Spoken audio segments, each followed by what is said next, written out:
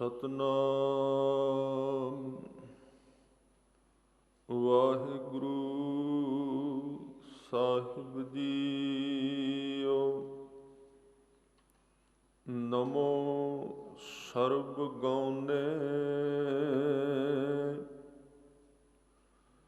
ਨਮੋ ਸਰਬ ਭਉਨੇ ਨਮੋ ਸਰਬ ਰੰਗੇ ਨਮੋ ਸਰਬ ਭੰਗੇ ਨਮੋ ਕਾਲ ਕਾਲੇ ਨਮਸਤ ਸਤ ਦਿਆਲੇ ਨਮਸਤੰ ਅਬਰਨੇ ਨਮਸਤੰ ਅਮਰਨੇ ਨਮਸਤੰ ਜਰਾਰੰ ਨਮਸਤੰ ਕ੍ਰਿਤਾਰੰ ਨਮੋ ਸਰਬ ਧੰਦੇ ਨਮੋ ਸਤ ਅਬੰਧੇ ਨਮਸਤੰ ਨਿਰਸਾਕੇ ਨਮਸਤੰ ਨਿਰਬਾਕੇ ਨਮਸਤੰ ਰਹੀਮੇ ਨਮਸਤੰ ਕਰੀਮੇ ਨਮਸਤੰ ਰਹੀਮੇ ਨਮਸਤੰ ਕਰੀਮੇ। ਵਾਹਿਗੁਰੂ ਜੀ ਕਾ ਖਾਲਸਾ ਵਾਹਿਗੁਰੂ ਜੀ ਕੀ ਫਤਿਹ। ਸਤਿਗੁਰੂ ਸ੍ਰੀ ਗੁਰੂ ਗ੍ਰੰਥ ਸਾਹਿਬ ਸੱਚੇ ਪਾਤਸ਼ਾਹ ਜੀ ਦੇ ਪਾਵਨ ਪਵਿੱਤਰ ਦਰਬਾਰ ਵਿੱਚ ਸੁਭਾਈਮਾਨ ਗੁਰੂ ਰੂਪ ਸਾਧ ਸੰਗਤ ਜੀ, ਆਪ ਜੀ ਨੇ ਕਲਗੀਧਰ ਪਾਤਸ਼ਾਹ ਦੇ ਮੁਖਾਰਬਿੰਦ ਤੋਂ ਉਚਾਰਨ ਕੀਤੀ ਹੋਈ ਪਾਵਨ ਬਾਣੀ ਜਾਪ ਸਾਹਿਬ ਦੇ 22 ਨੰਬਰ ਤੋਂ ਲੈ ਕੇ 25 ਤੱਕ 4 ਸ਼ੰਤ ਪਾਠ ਦੇ ਰੂਪ ਵਿੱਚ ਸਰਵਣ ਕੀਤੇ ਹਨ। ਹਜ਼ੂਰ ਇਹਨਾਂ ਸ਼ਬਦਾਂ ਵਿੱਚ ਕਿਰਪਾ ਕਰਦੇ ਨੇ ਕਿ ਤੈਨੂੰ ਨਮਸਕਾਰ ਹੈ। ਨਮੋ ਸਰਬ ਗਉਨੇ, ਸਾਰਿਆਂ ਨੂੰ ਸਹਾਰਾ ਦੇਣ ਵਾਲਾ, ਜੋ ਸਾਰਿਆਂ ਦਾ ਸਹਾਇਕ ਹੈ, ਸਾਰਿਆਂ ਨੂੰ ਆਸਰਾ ਦੇ ਰਿਹਾ ਹੈ। ਤੂੰ ਸਾਰਿਆਂ ਦਾ ਆਸਰਾ ਹੈ, ਤੈਨੂੰ ਨਮਸਕਾਰ ਹੈ। ਨਮੋ ਸਰਬ ਭਉਨੇ, ਭਉਣ ਕਹੀਏ ਸੰਸਾਰ ਨੂੰ। ਭਵਨ ਸੰਸਾਰ ਰੂਪ ਵੀ ਹੈ, ਸੰਸਾਰ ਨੂੰ ਸਹਾਰਾ ਵੀ ਦਿੰਦਾ ਹੈ, ਸੰਸਾਰ ਦਾ ਰੂਪ ਵੀ ਹੈ। ਇਹ ਦੋ ਗੁਣ ਅਕਾਲ ਪੁਰਖ ਦੇ ਵਰਣਨ ਹਜ਼ੂਰ ਨੇ ਕੀਤੇ ਨੇ ਔਰ ਉਸ ਦੇ ਪਿਆਰ ਵਿੱਚ ਆ ਕੇ ਨਮਸਕਾਰ ਕੀਤੇ। ਇਹ ਦੋਵੇਂ ਸਰੂਪ ਗੁਰਬਾਣੀ ਵਿੱਚ ਕਈ ਥਾਵਾਂ ਤੇ ਬਿਆਨ ਕੀਤੇ ਗਏ ਨੇ। ਇੱਕ ਉਹਨੂੰ ਆਸਰਾ ਦੇਣ ਵਾਲਾ ਹੈ ਤੇ ਇੱਕ ਦਿਸ ਦਾ ਸਰੂਪ ਜਿਹਨੂੰ ਆਸਰਾ ਦਿੱਤਾ ਜਾ ਰਿਹਾ ਹੈ। ਇਸ ਨੂੰ ਦੋ ਲਫ਼ਜ਼ਾਂ ਵਿੱਚ ਬਿਆਨਿਆ, ਇੱਕ ਨਿਰਗੁਣ ਸਰੂਪ ਹੈ, ਇੱਕ ਸਰਗੁਣ ਸਰੂਪ ਹੈ। ਸਤਿਗੁਰੂ ਆਪ ਕਲਗੀਧਰ ਪਾਤਸ਼ਾਹ ਕਹਿੰਦੇ ਨੇ, ਜਦੋਂ ਮੈਂ ਤੈਨੂੰ ਦੇਖਣਾ ਤੇ ਤੂੰ ਨਿਰਗੁਣ ਦਿਸਦਾ ਨਹੀਂ, ਸਾਰਿਆਂ ਦੇ ਵਿੱਚ ਸਾਰਿਆਂ ਨੂੰ ਸਹਾਰਾ ਦੇਈ ਜਾਂਦਾ, ਅਣ ਦਿਸਦਾ ਹੈ।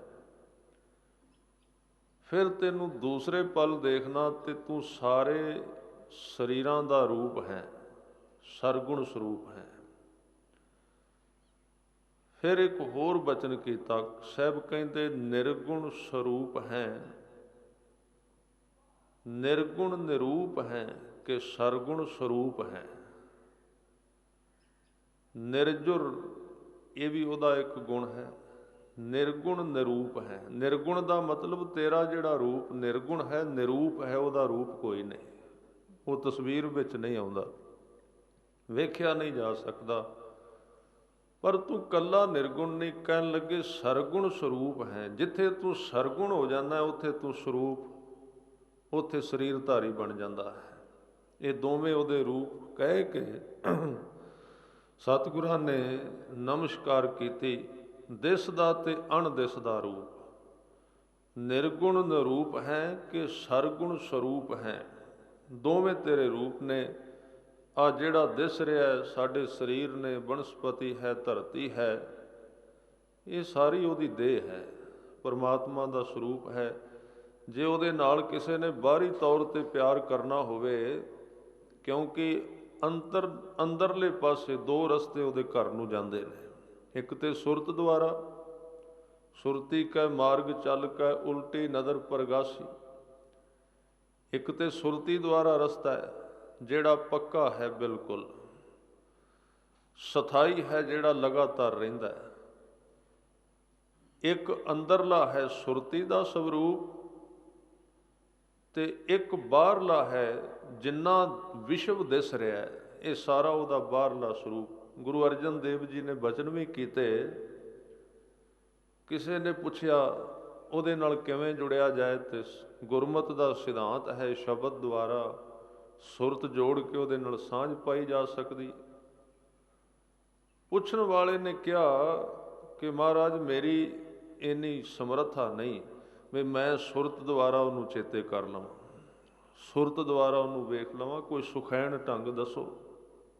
ਮੇਰੇ ਵਿੱਚ ਇੰਨੀ ਅਕਲ ਨਹੀਂ ਹੈ, ਮੇਰੇ ਵਿੱਚ ਇੰਨੀ ਸਮਰੱਥਾ ਨਹੀਂ ਕਿ ਉਹਦੇ ਨਿਰਗੁਣ ਜਿਹੜਾ ਨਾ ਦਿਸਣ ਵਾਲਾ ਉਹਨੂੰ ਦੇਖ ਲਵਾਂ। ਤੇ ਗੁਰੂ ਅਰਜਨ ਦੇਵ ਜੀ ਨੇ ਕਿਹਾ ਵੀ ਤੇਰਾ ਵੀ ਹੱਲ ਹੈ। ਸਗਲ ਸਮਗਰੀ ਜਾਂ ਕਾ ਤਨਾ, ਤਨਾ ਕਹਿੰਦੇ ਨੇ ਸਰੀਰ ਨੂੰ। ਆ ਜਿੰਨੀ ਸਮਗਰੀ ਹੈ, ਸਮਗਰੀ ਦਾ ਮਤਲਬ ਸਮਗਰ, ਧਿਆਨ ਦੇਣਾ। ਸਮਗਰੀ ਸ਼ਬਦ ਜਿਹੜਾ ਹੈ, ਜਿਵੇਂ ਇੱਕ ਹੁੰਦਾ, ਤੁਸੀਂ ਇੱਕ ਇੱਕ ਚੀਜ਼ ਨੂੰ ਗਿਣੋ ਬਈ ਇਹ ਆਟਾ ਹੈ, ਦਾਲ ਹੈ, ਦੁੱਧ ਹੈ, ਪਾਣੀ ਹੈ, ਚੌਲ ਹਨ, ਇਹ ਫਲਾਣੀ ਚੀਜ਼ ਹੈ। ਇਹਨਾਂ ਸਾਰੀਆਂ ਦੇ ਇੱਕ ਇੱਕ ਨਾਮ ਨੇ, ਤੇ ਜੇ ਇਹਨਾਂ ਸਾਰੀਆਂ ਨੂੰ ਇੱਕੋ ਨਾਮ ਵਿੱਚ ਪੁਕਾਰਨਾ ਹੋਵੇ ਤੇ ਇਹਦਾ ਅਰਥ ਹੋਏਗਾ ਸਾਰੀ ਸਮਗਰੀ। ਸਮਗਰੀ ਦਾ ਮਤਲਬ ਸਮਗਰ, ਸਾਰਾ। ਹਜ਼ੂਰ ਕਹਿੰਦੇ ਨੇ ਜਿਹੜਾ ਇੱਥੇ ਕੀੜੀ ਤੋਂ ਲੈ ਕੇ ਹਾਥੀ ਤੱਕ ਜਿੰਨੇ ਜੀਵ ਨੇ, ਜਿੰਨੇ ਦਿਸ ਰਹੇ ਨੇ, ਇਹ ਸਮਗਰ, ਇਹ ਸਾਰੇ ਦੇ ਸਾਰੇ ਸਗਲ ਸਮਗਰੀ ਜਾਂ ਕਾ ਤਨਾ। ਫਿਰ ਹੋਰ ਬਚਨ ਕੀਤਾ, ਸਾਹਿਬ ਕਹਿੰਦੇ ਆਪਨ ਜਸ ਆਪ ਹੀ ਸੁਣਾ।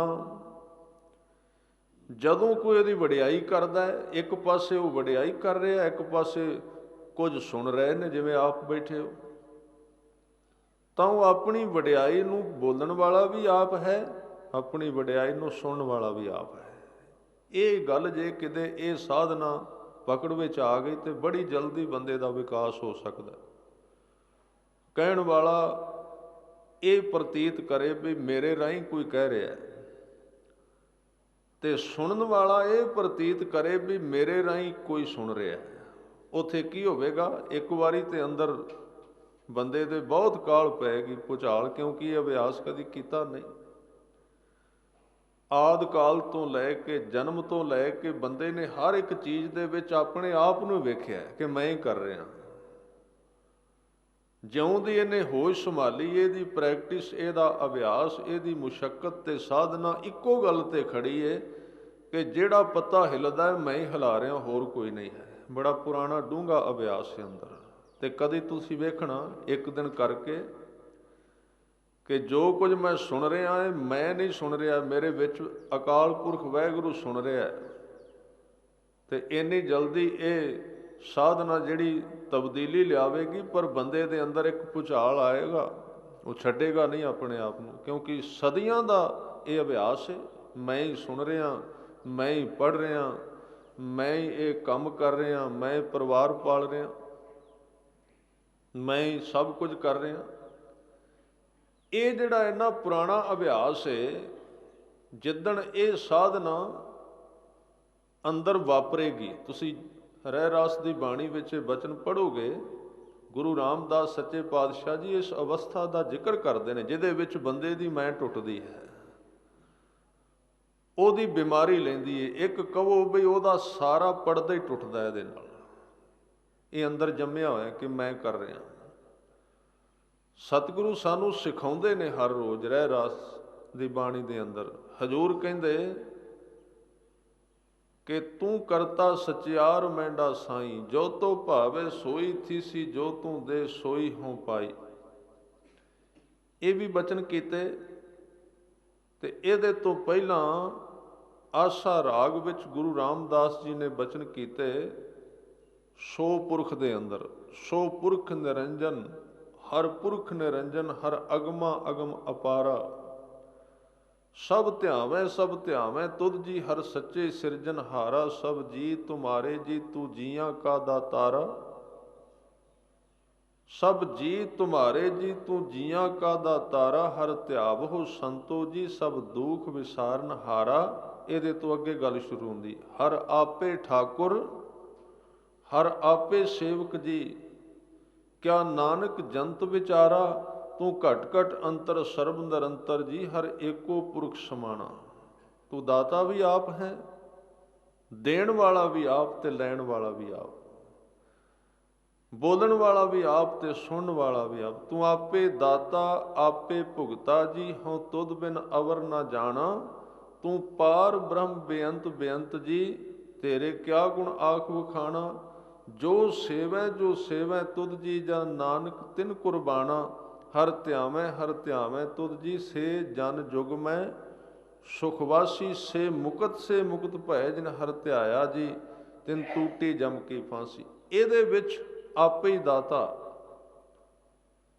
आपे ही भुगता, ते हुण ना सुनन वाले दे विच मैं रहेगी, ना बोलन वाले विच। जदों खाएगा तो ये प्रतीत करना मेरे राही वो खा रहा है, जदों वस्त्र पाने तो ये प्रतीत करना मेरे राही वो वस्त्र पा रहा, जदों देखना तो ये प्रतीत करना मेरे राही वो देख रहा है। इस तरह की होवेगा, बंदे दी सदियां दी कीती हुई प्रैक्टिस ते चोट वजेगी, ਉਹਦੀ मैं टुटेगी, खाली होवेगा अंदरों। बस इनू तोड़न दी साधना ही सारी सिੱਖੀ दी साधना है।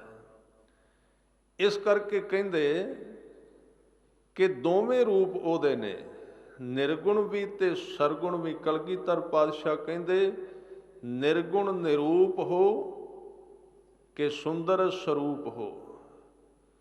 एक होर बचन क्या कहन लगे, निर्जुर निरूप हो। निर्जुर कहंदे जुर का अर्थ है ताप, जवर तो यह शब्द बनया।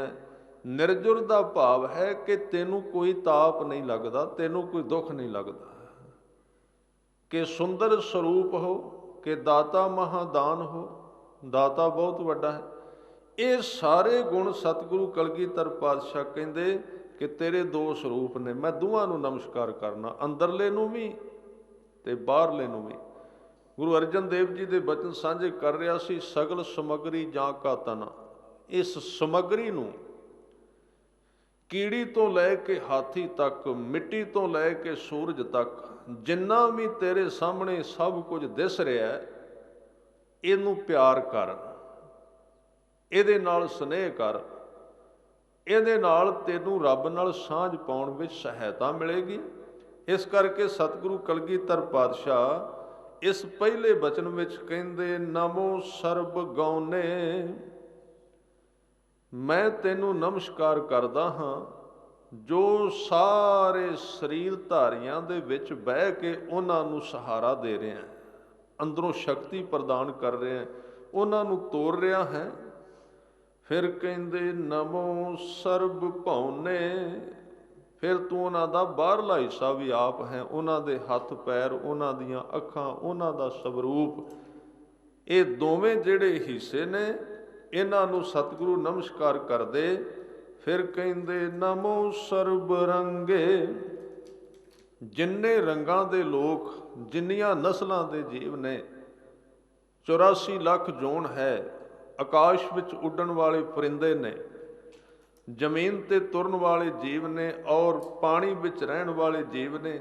ਸਾਰਿਆਂ ਨੂੰ, ਸਾਰਿਆਂ ਦਾ ਤੂੰ ਰੂਪ ਹੈ, ਸਾਰਿਆਂ ਦੇ ਤੂੰ ਵਿੱਚ ਹੈ, ਸਾਰਿਆਂ ਦੇ ਅੰਦਰ ਨਿਵਾਸ ਰੱਖਣਾ। ਸਭ ਕਹਿੰਦੇ ਨਮੋ ਸਰਬ ਰੰਗੇ, ਨਮੋ ਸਰਬ ਭੰਗੇ। ਸਾਰਿਆਂ ਨੂੰ ਭੰਗ ਵੀ ਕਰ ਦੇਣਾ, ਉਹਨਾਂ ਦੇ ਵਿੱਚ ਵੀ ਹੈ, ਉਹਨਾਂ ਨੂੰ ਪਿਆਰ ਵੀ ਕਰਨਾ, ਉਹਨਾਂ ਦੀ ਪਾਲਣਾ ਵੀ ਕਰਦਾ ਹੈ। ਤੇ ਜਦੋਂ ਉਹਨਾਂ ਦੀ ਉਮਰ ਪੁੱਗ ਜਾਂਦੀ ਏ, ਉਹਨਾਂ ਨੂੰ ਭੰਗੇ ਦਾ ਅਰਥ ਹੈ ਮਾਰ ਵੀ ਦੇਣਾ, ਭੰਗ ਵੀ ਕਰ ਦੇਣਾ। ਇਹ ਉਹਦੀ ਬੜੀ ਵੱਡੀ ਨਿਆਮਤ ਹੈ। ਵੈਸੇ ਤਾਂ ਮੌਤ ਸੰਸਾਰ ਦਾ ਇੱਕ ਬੜਾ ਵੱਡਾ ਦੁੱਖ ਹੈ, ਪਰ ਨਜ਼ਰੀਆ ਜਿਹੜਾ ਹੈ ਉਹ ਸਾਡਾ ਗਲਤ ਹੋਣ ਕਰਕੇ ਇਹ ਦੁੱਖ ਪਾਸਦਾ ਹੈ। ਸਤਿਗੁਰੂ ਕਹਿੰਦੇ ਮੌਤ ਤੂੰ ਆਪ ਲਿਆਉਣਾ, ਭੰਗ ਤੂੰ ਆਪ ਕਰਨਾ। ਇੱਕ ਸਰੀਰ ਨੂੰ ਤੂੰ ਆਪ ਬਣਾਇਆ, ਆਪ ਹੀ ਉਹਨੂੰ ਤੋੜ ਦੇਣਾ। ਜਿਵੇਂ ਇੱਕ ਮਕਾਨ ਵਿੱਚ ਰਹਿਣ ਵਾਲਾ ਮਕਾਨ ਬਣਾਉਂਦਾ ਹੈ, ਜਿੰਨੇ ਸਾਲ ਤੱਕ ਉਹਨੇ ਚੱਲਣਾ ਹੈ ਉਹਨਾਂ ਸਾਲ ਉਹਦੇ ਵਿੱਚ ਰਹਿੰਦਾ ਹੈ। ਉਹਦੀ ਇੱਕ ਬੁਨਿਆਦ ਮਿਥੀ ਜਾਂਦੀ ਹੈ ਕਿ ਹੁਣ ਇਹਦੀ ਛੱਤ ਨਾ ਕਿਤੇ ਡਿੱਗ ਪਵੇ, ਜਾਂ ਇਹਦੇ ਵਿੱਚੋਂ ਪਾਣੀ ਚੋਣ ਲੱਗ ਗਿਆ ਬਾਰਿਸ਼ ਦਾ, ਜਾਂ ਇਹ ਖਸਤਾ ਹਾਲਤ ਵਿੱਚ ਹੋ ਗਿਆ, ਜਾਂ ਉਸ ਮਕਾਨ ਵਿੱਚ ਰਹਿ ਕੇ ਬੰਦੇ ਨੇ ਇੰਨਾ ਧਨ ਕਮਾ ਲਿਆ ਵੀ ਹੁਣ ਉਹ ਨਵਾਂ ਮਕਾਨ ਉਹਦੇ ਤੋਂ ਚੰਗਾ ਬਣਾ ਸਕਦਾ ਹੈ। ਫਿਰ ਉਹਨੂੰ ਉਹ ਤੋੜ ਦਿੰਦਾ ਹੈ, ਫਿਰ ਉਹਨੂੰ ਉਹ ਖਤਮ ਕਰ ਦਿੰਦਾ ਹੈ। ਸਤਿਗੁਰੂ ਇਹਦੇ ਵਿੱਚ ਬਚਨ ਕਹਿੰਦੇ ਨਮੋ ਸਰਬ ਭੰਗੇ। ਤੈਨੂੰ ਨਮਸਕਾਰ ਹੈ, ਤੂੰ ਸਰੀਰ ਰੂਪੀ ਮਕਾਨ ਬਣਾ ਕੇ ਸਾਰਿਆਂ ਸਰੀਰਾਂ ਵਿੱਚ ਰਹਿਣਾ ਹੈ, ਤੇ ਉਹਨਾਂ ਸਰੀਰਾਂ ਦੀ ਤੂੰ ਬੁਨਿਆਦ ਰੱਖ ਦੇਣਾ ਵੀ ਇੰਨਾ ਚਿਰ ਚੱਲਣਗੇ, ਮਿਣ ਕੇ ਇੰਨੇ ਸਾਲ ਚੱਲਣਗੇ, ਇੰਨੇ ਸਵਾਸ ਲੈਣਗੇ, ਇੰਨਾ ਦਾਣਾ ਪਾਣੀ ਖਾਣਗੇ। ਜਦੋਂ ਉਹਨਾਂ ਦਾ ਦਾਣਾ ਪਾਣੀ ਖਤਮ ਹੋ ਜਾਂਦਾ ਹੈ, ਉਹਨਾਂ ਸਰੀਰਾਂ ਦਾ, ਜਦੋਂ ਉਹਨਾਂ ਦੀ ਬੁਨਿਆਦ ਖਤਮ ਹੋ ਜਾਂਦੀ, ਤਾਂ ਉਦੋਂ ਉਹਨਾਂ ਨੂੰ ਤੂੰ ਤੋੜ ਦੇਣਾ ਹੈ। ਇਸ ਨੂੰ ਮੌਤ ਕਹਿੰਦੇ ਨੇ। ਇਹ ਉਹਦੀ ਆਪਣੀ ਲੀਲਾ ਹੈ, ਆਪਣੀ ਖੇਡ ਹੈ ਕਿ ਆਪਣੇ ਬਣਾਏ ਹੋਏ ਮਕਾਨ ਨੂੰ ਉਹਨੂੰ ਨਹੀਂ ਪ੍ਰਤੀਤ ਹੁੰਦਾ ਕਿ ਮੈਂ ਕਿਸੇ ਨੂੰ ਮਾਰ ਰਿਹਾ। ਉਹਨੂੰ ਤਾਂ ਇੰਝ ਪ੍ਰਤੀਤ ਹੁੰਦਾ ਹੈ ਕਿ ਇਹ ਜਿਹੜੇ ਸਰੀਰ ਮੈਂ ਬਣਾਏ ਸਨ ਰਹਿਣ ਵਾਸਤੇ, ਮਕਾਨ ਹੁਣ ਪੁਰਾਣੇ ਹੋ ਗਏ ਤੇ ਇਹਨਾਂ ਨੂੰ ਹੁਣ ਤੋੜ ਦੇਣਾ ਚਾਹੀਦਾ, ਤੇ ਨਵਾਂ ਮਕਾਨ, ਫਿਰ ਨਵਾਂ ਸਰੀਰ ਧਾਰਨ ਕਰ ਲੈਂਦਾ, ਨਵਾਂ ਮਕਾਨ ਬਣਾ ਲੈਂਦਾ। ਇਸ ਤਰ੍ਹਾਂ ਉਹਦੀ ਇੱਕ ਦਸ਼ਾ ਹੈ। ਉਹਦੀ ਜ਼ਿੰਦਗੀ ਵਿੱਚ, ਉਹਦੀ ਸੋਚ ਵਿੱਚ ਕੋਈ ਮੌਤ ਨਹੀਂ ਹੈ। ਫਿਰ ਰੋਂਦਾ ਕੌਣ ਹੈ? ਮੌਤ ਕਿਸ ਦੀ ਆਉਂਦੀ? ਮੌਤ ਆਉਂਦੀ ਹੈ ਮਨੁੱਖ ਦੇ ਮਨ ਦੀ।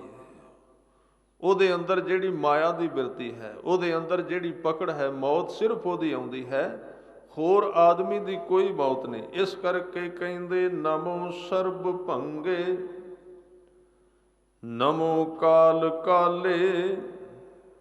ਫਿਰ ਇੱਥੋਂ ਤੱਕ ਸੀਮਤ ਨਹੀਂ ਕਿ ਕੇਵਲ ਉਹ ਸੰਸਾਰ ਦਾ ਕਾਲ ਤੇ ਮੌਤ ਬਣਾਈ ਉਸਨੇ। ਉਹਦੇ ਵਿੱਚ ਇੰਨੀ ਸਮਰੱਥਾ ਹੈ ਕਿ ਉਹ ਮੌਤ ਨੂੰ ਮਾਰਨ ਦੀ ਸਮਰੱਥਾ ਰੱਖਦਾ ਹੈ। ਉਹਦੇ ਵਿੱਚ ਇੰਨੀ ਸ਼ਕਤੀ ਹੈ। ਨਮੋ ਕਾਲ ਕਾਲੇ, ਕਾਲ ਕਹਿੰਦੇ ਨੇ ਮੌਤ ਨੂੰ, ਤੇ ਕਾਲੇ ਦਾ ਅਰਥ ਹੈ ਕਾਲ ਦਾ ਵੀ ਕਾਲ, ਜਿਹਨੂੰ ਮਹਾਂਕਾਲ ਕਿਹਾ ਹੈ। ਇਹ ਸ਼ਬਦ ਬੜੇ ਆਉਣਗੇ ਗੁਰੂ ਗੋਬਿੰਦ ਸਿੰਘ ਜੀ ਦੀ ਬਾਣੀ ਵਿੱਚ। ਪੜ੍ਹਨ ਲੱਗਿਆਂ ਕਈ ਵਾਰੀ ਭੁਲੇਖਾ ਵੀ ਲੱਗ ਜਾਏਗਾ ਵੀ ਇਹ ਮਹਾਂਕਾਲ ਕੌਣ ਹੈ, ਇਹ ਕਾਲ ਦਾ ਕਾਲ ਕੌਣ ਹੈ। ਇਹ ਕਾਲ ਸ਼ਬਦ ਕਈ ਵਾਰੀ ਆਇਆ ਦਸਵੇਂ ਪਾਤਸ਼ਾਹ ਦੀ ਬਾਣੀ ਵਿੱਚ। ਤਾਂ ਇੱਕ ਤਾਂ ਹੈ ਕਾਲ, ਸਾਰਿਆਂ ਦਾ ਕਾਲ, ਜਿਹੜਾ ਜਿਸ ਨੂੰ ਮੌਤ ਕਹਿੰਦੇ ਨੇ। ਪਰ ਸਤਿਗੁਰੂ ਕਲਗੀਧਰ ਪਾਤਸ਼ਾਹ ਕਹਿੰਦੇ ਨੇ ਤੇਰੇ ਵਿੱਚ ਇੰਨੀ ਬਰਕਤ ਹੈ, ਤੂੰ ਇੱਕ ਪਾਸੇ ਮੌਤ ਬਣਾਈ ਜੀਵਾਂ ਨੂੰ ਤੋੜਨ ਵਾਸਤੇ, ਇੱਕ ਪਾਸੇ ਤੂੰ ਮੌਤ ਨੂੰ ਮਾਰਨ ਦਾ ਪ੍ਰਬੰਧ ਵੀ ਕੀਤਾ ਹੈ। ਬਸ ਇਹ ਧਰਮ ਹੈ ਜਿਹੜੀ ਸਾਧਨਾ ਮੌਤ ਨੂੰ ਮਾਰਦੀ ਹੈ ਨਾ, ਉਹਨੂੰ ਕਹਿੰਦੇ ਨੇ ਧਰਮ। ਉਹ ਸਿਰਫ ਰੱਬ ਕੋਲ ਹੈ। ਨਮੋ ਕਾਲ ਕਾਲੇ, ਧਰਮ ਦੀ ਸਾਧਨਾ ਕੀ ਹੈ? ਮੌਤ ਨੂੰ ਮਾਰਨਾ। ਕਾਲ ਦਾ ਕਾਲ ਹੈ। ਕਾਲ ਦਾ ਕਾਲ ਕੌਣ ਹੈ? ਗੁਰੂ ਕਾ ਸ਼ਬਦ। ਮੌਤ ਨੂੰ ਕਿਹੜੀ ਚੀਜ਼ ਮਾਰਦੀ? ਉਹ ਕਿਸੇ ਤੋਂ ਨਹੀਂ ਮਰੀ, ਅੱਜ ਤੱਕ ਕਿਸੇ ਤੋਂ ਖਤਮ ਨਹੀਂ ਹੋਈ। ਉਹਨੂੰ ਕੋਈ ਪਰਾਜਿਤ ਨਹੀਂ ਕਰ ਸਕਿਆ, ਹਰਾ ਨਹੀਂ ਸਕਿਆ। ਉਹਨੇ ਆਪਣੇ ਸਮੇਂ ਤੇ ਵਾਪਰ ਹੀ ਜਾਣਾ ਹੈ। ਪਰ ਸਤਿਗੁਰੂ ਕਹਿੰਦੇ ਤੂੰ ਮੌਤ ਨੂੰ ਵੀ ਮਾਰਨ ਦੇ ਸਮਰੱਥ ਹੈ, ਔਰ ਜਿਹੜੇ ਲੋਕ ਤੇਰੇ ਨਾਲ ਜੁੜ ਗਏ ਉਹਨਾਂ ਨੇ ਵੀ ਆਪਣੀ ਮੌਤ ਨੂੰ ਖਤਮ ਕਰ ਦਿੱਤਾ। ਮੌਤ ਉਹਨਾਂ ਦੀ ਜ਼ਿੰਦਗੀ ਵਿੱਚੋਂ ਚਲੀ ਗਈ, ਜਾਂ ਉਹਦਾ ਸਰੂਪ ਤਬਦੀਲ ਹੋ ਗਿਆ, ਮੌਤ ਜ਼ਿੰਦਗੀ ਦੇ ਰੂਪ ਵਿੱਚ ਬਦਲ ਗਈ। ਇਸ ਲਈ ਇਹ ਅਕਾਲ ਪੁਰਖ ਵਾਹਿਗੁਰੂ ਦੇ ਕੋਲ ਇਹ ਅਥਾਰਟੀ ਹੈ, ਇਹ ਸਿਰਫ ਉਹਦੇ ਕੋਲ ਬਰਕਤ ਤੇ ਤਾਕਤ ਹੈ, ਉਹ ਮੌਤ ਨੂੰ ਖਤਮ ਕਰ ਸਕਦਾ ਹੈ। ਤੇ ਇੱਕ ਉਹ ਲੋਕ ਜਿਹੜੇ ਸ਼ਬਦ ਨਾਲ ਜੁੜ ਗਏ, ਜਿਹੜੇ ਨਾਮ ਨਾਲ ਜੁੜ ਗਏ, ਮੌਤ ਨੂੰ ਉਹਨਾਂ ਨੇ ਵੀ ਖਤਮ ਕਰ ਦਿੱਤਾ, ਮੌਤ ਤੋਂ ਪਾਰ ਚਲੇ ਗਏ। ਨਹੀਂ ਤੇ ਯਾਦ ਰੱਖਣਾ, ਬੰਦੇ ਕੋਲ ਭਾਵੇਂ ਕਿੰਨੇ ਸਾਧਨ ਹੋ ਗਏ, ਮੌਤ ਦਾ ਉਹਦੇ ਕੋਲ ਕੋਈ ਸਾਧਨ ਨਹੀਂ। ਸੰਸਾਰ ਵਿੱਚ ਹੋਰ ਬੜੇ ਸਾਧਨ ਹੋ ਸਕਦੇ ਨੇ। ਆਦਮੀ ਕਈ ਕੁਝ ਸਿਰਜਣ ਕਰ ਸਕਦਾ ਹੈ, ਨਵੀਆਂ ਚੀਜ਼ਾਂ ਬਣਾ ਸਕਦਾ ਹੈ, ਵਿਗਿਆਨ ਕੱਢ ਸਕਦਾ ਹੈ, ਦਵਾਈਆਂ ਬਣਾ ਸਕਦਾ ਹੈ, ਬਹੁਤ ਕੁਝ ਕਰ ਸਕਦਾ ਹੈ। ਪਰ ਮੌਤ ਨੂੰ ਖਤਮ ਕਰਨ ਦਾ ਸੰਸਾਰ ਇਸ ਧਰਤੀ ਦੇ ਉੱਤੇ ਕੋਈ ਸਾਧਨ ਨਹੀਂ ਹੈ। ਫਿਰ ਇਹਦਾ ਸਾਧਨ ਕਿਤੇ ਵੀ ਨਹੀਂ, ਕਿਉਂਕਿ ਮੌਤ ਸਾਰਿਆਂ ਤੋਂ ਵੱਡਾ ਦੁੱਖ ਹੈ। ਗੁਰੂ ਨਾਨਕ ਸਾਹਿਬ ਨੇ ਬਚਨ ਕੀਤੇ ਨੇ, ਇੱਕ ਵਿਛੋੜਾ, ਇੱਕ ਦੁੱਖ ਭੂਖ, ਇੱਕ ਦੁੱਖ ਸਖਤ ਵਾਰ ਜਮਦੂਤ। ਜਮਾਂ ਦਾ ਬਹੁਤ ਵੱਡਾ ਦੁੱਖ ਹੈ, ਬੜੀ ਪੀੜਾ ਹੈ, ਬੜਾ ਦੁੱਖ। ਕੋਲ ਸਾਰਾ ਕੁਝ ਹੈ ਆਦਮੀ ਦੇ, ਪਰ ਇੱਕ ਚੀਜ਼ ਅੰਦਰ ਰੜਕਦੀ ਰਹਿੰਦੀ ਵੀ ਪਤਾ ਨਹੀਂ ਅਗਲੇ ਪਲ ਕੀ ਹੈ, ਪਤਾ ਨਹੀਂ ਸਵੇਰੇ ਕੀ ਹੋਵੇਗਾ। ਇਹ ਚੀਜ਼ ਉਹਦੀ ਸਾਰੀ ਸੰਸਾਰ ਦੇ ਸਵਾਦ ਨੂੰ ਕਿਰਕਰਾ ਕਰੀ ਰੱਖਦੀ ਹੈ। ਇਸ ਕਰਕੇ ਬਹੁਤੇ ਸੰਸਾਰਕ ਲੋਕ ਜਿਹੜੇ ਨੇ, ਬਹੁਤੇ ਸਾਧਨ ਜਿਹੜੇ ਨੇ ਸੰਸਾਰਕ, ਉਹ ਮੌਤ ਨੂੰ ਭੁਲਾਉਣ ਦੇ ਸਾਧਨ ਨੇ, ਵੀ ਮੌਤ ਚੇਤੇ ਨਾ ਆਵੇ, ਯਾਦ ਨਾ ਆਵੇ, ਚੇਤੇ ਤੋਂ ਨਿਕਲ ਜਾਏ। ਪਰ ਸਤਿਗੁਰੂ ਨੇ ਕਿਹਾ ਕਿਸੇ ਚੀਜ਼ ਨੂੰ ਆਪਾਂ ਚੇਤੇ ਵਿੱਚੋਂ ਕੱਢ ਦਈਏ, ਉਹਦੀ ਹੋਂਦ ਤਾਂ ਬਰਕਰਾਰ ਰਹਿੰਦੀ ਹੈ ਨਾ। ਮੌਤ ਨੂੰ ਚੇਤੇ ਵਿੱਚੋਂ ਕੱਢਿਆ ਮੌਤ ਨਹੀਂ ਖਤਮ ਹੁੰਦੀ। ਤੇ ਸਭ ਤੋਂ ਵੱਡਾ ਮਨੁੱਖ ਦਾ ਦੁੱਖ ਮੌਤ ਹੀ ਹੈ।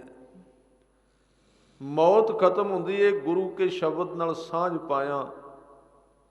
ਜੀਵਤ ਮਰੋ ਮਰੋ ਫੁਨ ਜੀਵੋ। ਜੇ ਕੋਈ ਮਨੁੱਖ ਜਿਉਂਦੇ ਜੀ ਸਰੀਰ ਦੇ ਹੁੰਦਿਆਂ ਸਰੀਰ ਦੇ ਰਸਾਂ ਵੱਲੋਂ ਮਰ ਜਾਏ, ਜੀਵਤ ਮਰੋ ਦੇ ਅਰਥ ਇਹ ਨੇ। ਜਿਉਂਦਿਆਂ ਮਰਨ ਦੇ ਅਰਥ ਸਰੀਰਕ ਮੌਤ ਨਹੀਂ ਹੈ। ਜਿਉਂਦਿਆਂ ਮਰਨ, ਜਿਨ੍ਹਾਂ ਨੇ ਜਿਉਂਦੇ ਮਰਨ ਦੀ ਜਾਚ ਸਿੱਖ ਲਈ, ਉਹ ਬੰਦੇ ਮੌਤ ਤੋਂ ਪਾਰ ਚਲੇ ਗਏ, ਮੌਤ ਉਹਨਾਂ ਨੂੰ ਮਾਰਦੀ ਨਹੀਂ। ਜੀਵਤ ਮਰੋ, ਜੀਵਤ ਮਰਨ ਦੇ ਅਰਥ ਕੀ ਹੋ ਸਕਦੇ ਨੇ? ਅੱਖਾਂ ਦੇ ਉਹਨਾਂ ਰਸਾਂ ਨੂੰ ਮਾਰ ਦੇਣਾ ਜਿਨ੍ਹਾਂ ਵਿੱਚ ਅੱਖਾਂ ਜਿਹੜੀਆਂ ਨੇ ਮਨੁੱਖੀ ਮਨ ਨੂੰ ਰੱਬ ਦੇ ਚਰਨਾਂ ਤੋਂ ਦੂਰ ਲੈ ਕੇ ਚਲਾ ਜਾਂਦੀਆਂ ਨੇ, ਉਹਨੂੰ ਕਹਿੰਦੇ ਨੇ ਜੀਵਤ ਮਾਰਨਾ। ਅੱਖਾਂ ਨੂੰ ਜਿਉਂਦੇ ਮਾਰ ਦੇਣਾ, ਖਤਮ ਕਰ ਦੇਣਾ, ਵੇਖਣ ਦੀ ਬਿਰਤੀ ਤੇ ਕੰਟਰੋਲ ਕਰ ਲੈਣਾ। ਕੰਨਾਂ ਨਾਲ ਉਸਤਤ ਸੁਣਨ ਦਾ ਜਿੰਨਾ ਬੰਦੇ ਨੂੰ ਸਵਾਦ ਹੈ, ਓਨਾ ਉਹ ਮੌਤ ਦੇ ਵਿੱਚ ਫਸਿਆ ਹੋਇਆ ਹੈ।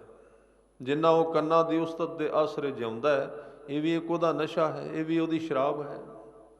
ਇਹ ਹਰ ਇੱਕ ਬੰਦੇ ਨੂੰ ਇਹਦਾ ਨਸ਼ਾ ਹੈ। ਕੰਨਾਂ ਨਾਲ ਉਸਤਤ ਸੁਣਨ ਦਾ ਜਿਹੜਾ ਰੋਗ ਹੈ, ਅਸਲ ਵਿੱਚ ਮਨੁੱਖ ਨੂੰ ਬੜਾ ਸਵਾਦ ਲੱਗਦਾ ਹੈ, ਪਰ ਇਹ ਸੁਣਨ ਦਾ ਰੋਗ ਹੀ ਤਾਂ ਮੌਤ ਹੈ।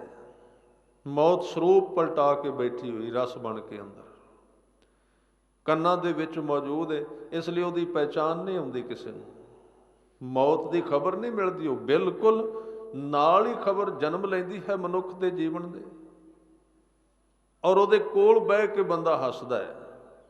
ਜਦੋਂ ਸਾਡੇ ਕੰਨਾਂ ਨੂੰ, ਸਾਡੇ ਆਪਣੇ ਆਪ ਨੂੰ ਆਪਣੀ ਵਡਿਆਈ ਸੁਣਨ ਦਾ ਬਹੁਤ ਸੁੱਖ ਮਿਲਦਾ ਹੈ, ਉਹ ਮੌਤ ਵਾਪਰ ਰਹੀ ਹੁੰਦੀ, ਪਤਾ ਨਹੀਂ ਲੱਗਦਾ। ਤੇ ਜਦੋਂ ਸਾਡੀ ਨਿੰਦਿਆ ਹੁੰਦੀ ਹੈ, ਸਾਡਾ ਵਿਰੋਧ ਹੁੰਦਾ ਹੈ, ਉਹ ਦੁੱਖ ਦੱਸ ਰਿਹਾ ਵੀ ਅਜੇ ਤੂੰ ਮੌਤ ਵਿੱਚ ਫਸਿਆ ਹੋਇਆ, ਨਹੀਂ ਤੇ ਆਦਮੀ ਇਹਨਾਂ ਦੋਵਾਂ ਤੋਂ ਪਾਰ ਚਲਾ ਜਾਏ। ਇਸ ਕਰਕੇ ਮੌਤ ਦੇ ਬੜੇ ਡੂੰਘੇ ਸਰੂਪ ਬੰਦੇ ਦੇ ਜੀਵਨ ਦੇ ਵਿੱਚ ਮੌਜੂਦ ਨੇ। ਜਿਨ੍ਹਾਂ ਨੇ ਗੁਰੂ ਕੇ ਸ਼ਬਦ ਨਾਲ ਸਾਂਝ ਪਾਈ, ਉਹਨਾਂ ਨੇ ਮੌਤ ਨੂੰ ਖਤਮ ਕਰ ਲਿਆ, ਮੌਤ ਨੂੰ ਮਾਰ ਲਿਆ, ਤੇ ਮੌਤ ਉਹਨਾਂ ਦੀ ਜ਼ਿੰਦਗੀ ਵਿੱਚੋਂ ਖਤਮ ਹੋਈ ਜਿਹੜੇ ਉਸ ਕਾਲ ਦਾ ਕਾਲ ਕਰਨ ਵਾਲੇ ਅਕਾਲ ਪੁਰਖ ਨਾਲ ਜੁੜ ਗਏ। ਕਲਗੀਧਰ ਪਾਤਸ਼ਾਹ ਨਮਸਕਾਰ ਕਰਦੇ ਹੋਏ ਕਹਿੰਦੇ, ਨਮੋ ਕਾਲ ਕਾਲੇ। ਹੇ ਮੌਤ ਨੂੰ ਮਾਰਨ ਵਾਲੇ, ਹੇ ਮੌਤ ਦੀ ਸਮਾਪਤੀ ਕਰਨ ਵਾਲੇ, ਮੌਤ ਦੇ ਦੁੱਖ ਤੋਂ ਛਡਾਉਣ ਵਾਲੇ, ਤੈਨੂੰ ਨਮਸਕਾਰ ਹੈ। ਫਿਰ ਕਹਿੰਦੇ, ਨਮਸਤ ਸਤ ਦਿਆਲੇ। ਤੈਨੂੰ ਨਮਸਕਾਰ ਹੈ ਕਿ ਤੂੰ ਸਦਾ ਹੀ ਦਿਆਲੂ ਭਾਵਨਾ ਵਿੱਚ ਰਹਿਣਾ ਹੈ। ਤੇਰੇ ਵਿੱਚ ਕਦੀ ਕ੍ਰੋਧ ਨਹੀਂ ਆਉਂਦਾ, ਤੇਰੇ ਵਿੱਚੋਂ ਸਦਾ ਦਇਆ ਨਿਕਲਦੀ ਰਹਿੰਦੀ ਹੈ, ਤੇਰੇ ਵਿੱਚੋਂ ਸਦਾ ਪਿਆਰ ਦੇ ਚਸ਼ਮੇ ਫੁੱਟਦੇ ਰਹਿੰਦੇ ਨੇ। ਤੂੰ ਸਾਰਿਆਂ ਤੇ ਦਇਆ ਹੀ ਕਰੀ ਜਾਂਦਾ ਹੈ, ਸਾਰਿਆਂ ਤੇ ਕਰੁਣਾ ਹੀ ਕਰੀ ਜਾਂਦਾ ਹੈ, ਸਾਰਿਆਂ ਦੇ ਉੱਤੇ ਪਿਆਰ ਹੀ ਬਰਸਾਈ ਜਾਂਦਾ ਹੈ। ਤੈਨੂੰ ਨਮਸਕਾਰ ਹੈ। ਫਿਰ ਕਹਿੰਦੇ, ਨਮਸਤੰਗ ਆਵਰਨੇ। ਤੈਨੂੰ ਵਰਣਨ ਨਹੀਂ ਕੀਤਾ ਜਾ ਸਕਦਾ, ਇਹ ਸਾਰੇ ਉਹਦੇ ਗੁਣ ਨੇ, ਉਹਦਾ ਸਵਰੂਪ ਹੈ। ਬੜੇ ਲੋਕਾਂ ਨੇ ਉਹਨੂੰ ਜਾਣਿਆ, ਕਈਆਂ ਨੇ ਉਹਦੀ ਉਸਤਤ ਕੀਤੀ ਹੈ ਸਿਰਫ ਉਹਨੂੰ ਖੁਸ਼ ਕਰਨ ਵਾਸਤੇ, ਕਈਆਂ ਨੇ ਉਹਨੂੰ ਜਾਣਨ ਦਾ ਯਤਨ ਕੀਤਾ ਵੀ ਤੋਲ ਕੇ ਵੇਖੀਏ ਰੱਬ ਕਿੰਨਾ ਕੁ ਵੱਡਾ ਹੈ।